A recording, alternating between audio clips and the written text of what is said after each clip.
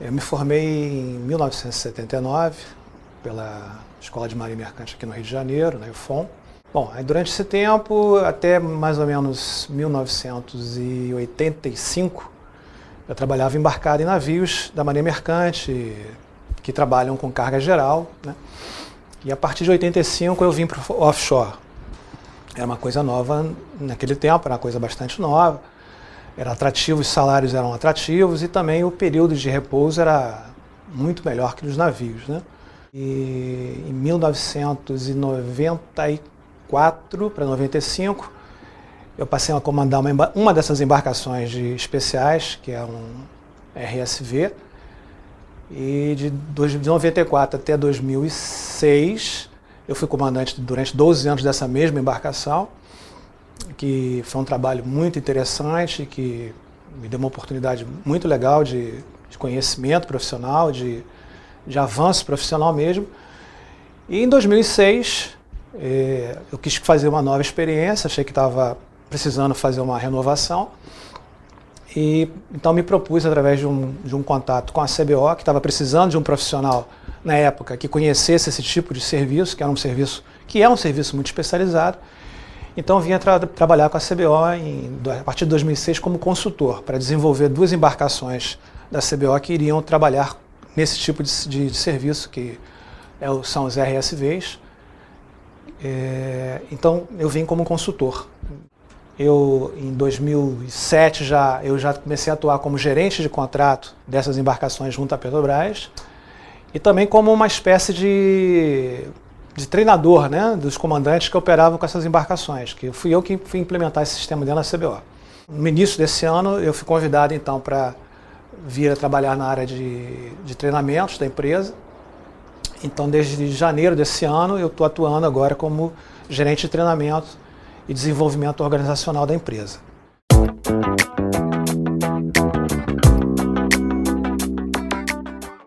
O primeiro era ser gerente de contrato desse tipo específico de embarcação, que é um tipo de serviço diferenciado, que trabalha com robôs, né?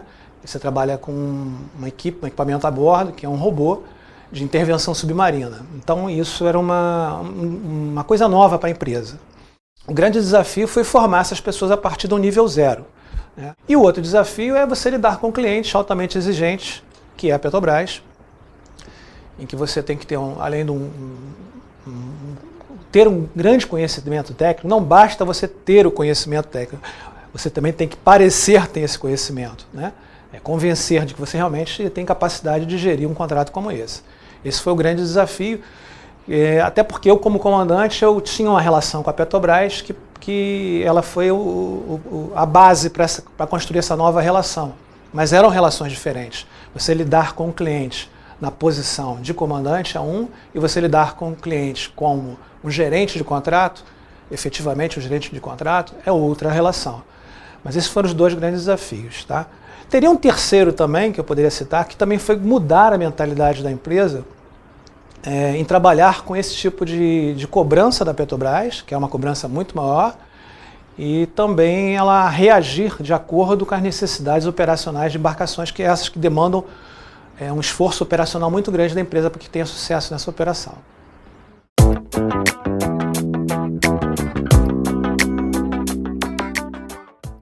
Que hoje um dos grandes problemas que vieram se apresentando para as empresas de offshore, na relação com a Petrobras, com o trabalho, foi a questão do fator humano, né?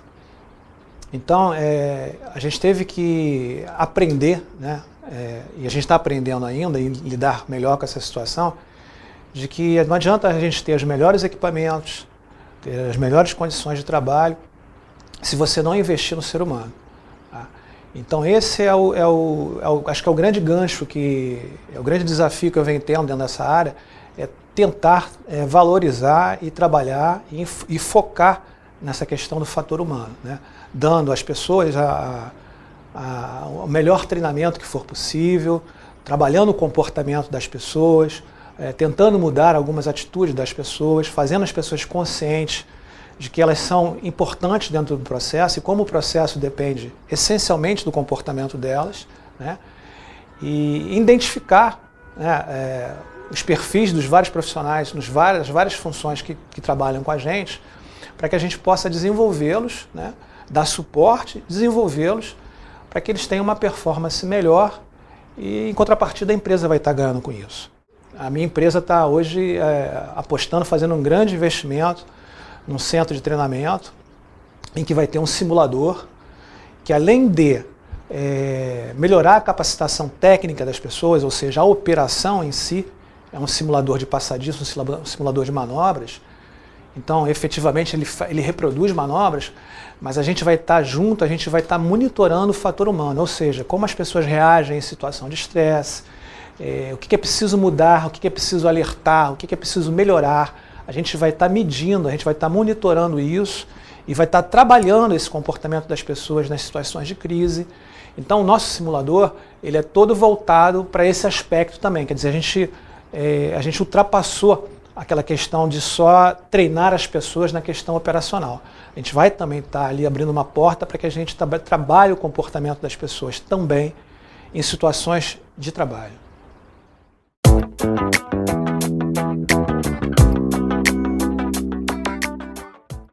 Isso é uma coisa especial para dentro do trabalho de offshore, de embarcações.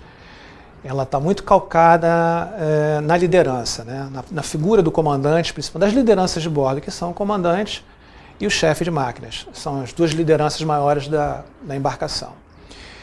E como eles trabalham com um número de 13, 14 pessoas, mais ou menos, em média isso, essas pessoas elas são fundamentais no sentido de trabalho de equipe. Então, a gente hoje tem que tornar cada vez mais essas lideranças conscientes da posição que eles ocupam, de como a postura dessas pessoas influencia no resultado das pessoas, não só na questão de convivência, mas principalmente na questão de segurança, né? Que é o grande calcanhar de Aquiles hoje para as empresas que operam no segmento offshore e acredito que nos outros segmentos também, que é a questão de segurança. E, pelo menos na minha concepção, isso passa muito pela questão da liderança, de como a liderança é enganjada com essa ideia, de como ela motiva a equipe dela e de como a equipe, principalmente isso, como a equipe enxerga a liderança.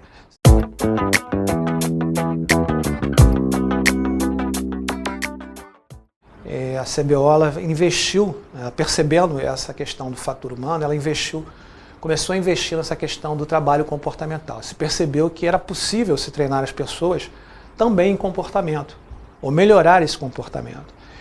E ela escolheu a Portomar como parceira, ela vem sendo parceira com a gente nessa questão dos treinamentos comportamentais, em que são feitos treinamentos com as equipes de bordo, nos chamados pré-embarques, que são os dias que as tripulações se apresentam para fazer os embarques efetivos. Então, tem ali um bate-papo, tem toda uma dinâmica da Portomar com isso, que estaria ao mesmo tempo, além de estar batendo um papo com as pessoas, conhecendo as pessoas, ela está fazendo um treinamento, está identificando vários elementos que são importantes para a gente compor um perfil das pessoas que trabalham com a gente.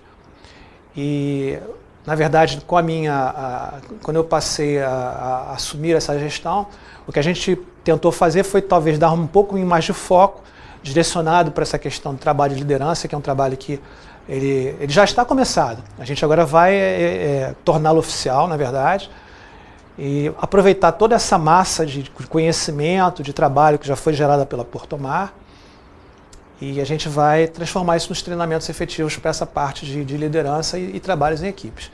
Mas eu posso te dizer que é um trabalho pioneiro. A gente está fazendo um trabalho que a Petrobras hoje julga essencial, né, porque quando ela tenta entender os acidentes que acontecem nas embarcações, 90% dos casos acaba caindo no comportamento das pessoas, e em alguns momentos ela me questionava como gerente de contrato e que participava das discussões dos acidentes. Ela falou assim: poxa, vocês investem tanto em treinamento, tanto em equipamento, e por que continuam acontecendo os acidentes? E aí a gente caía na questão do fator humano.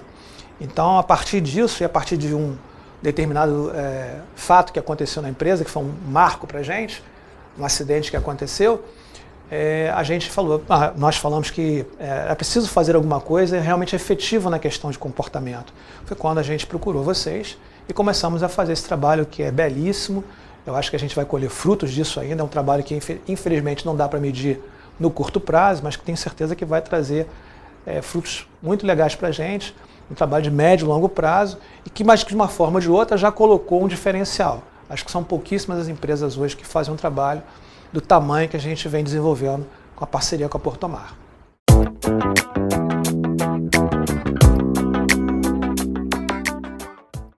Bom, a porta de entrada, né, normalmente é a formação nos centros de instrução, para os oficiais, pelo menos, né? E o que eu indico para esses profissionais é que eles procurem as empresas, né, estudem as empresas que eles vão se candidatar a trabalhar e procurem as empresas justamente que oferecem condições diferenciadas, né? Empresas que tenham um plano de treinamento efetivo, que invistam em treinamento, que invistam em segurança e que invistam em pessoas. Isso é fundamental. Se você quer um bom lugar para trabalhar, essas são dicas que eu acho importante. Procure conhecer. Essa empresa que eu quero trabalhar, ela valoriza o profissional, ela valoriza o ser humano que tem por trás do profissional, ela investe no treinamento, ela se preocupa com a sua segurança. Então, acho que isso é uma boa dica, porque em termos de salário são muito parecidos de uma empresa para outra. E não é só a parte do dinheiro que faz parte do salário de um profissional. Acho que é importante ele procurar essa diferenciação, ver como a empresa ela olha para o profissional recém-formado e como ela projeta isso para o futuro. Acho isso muito importante.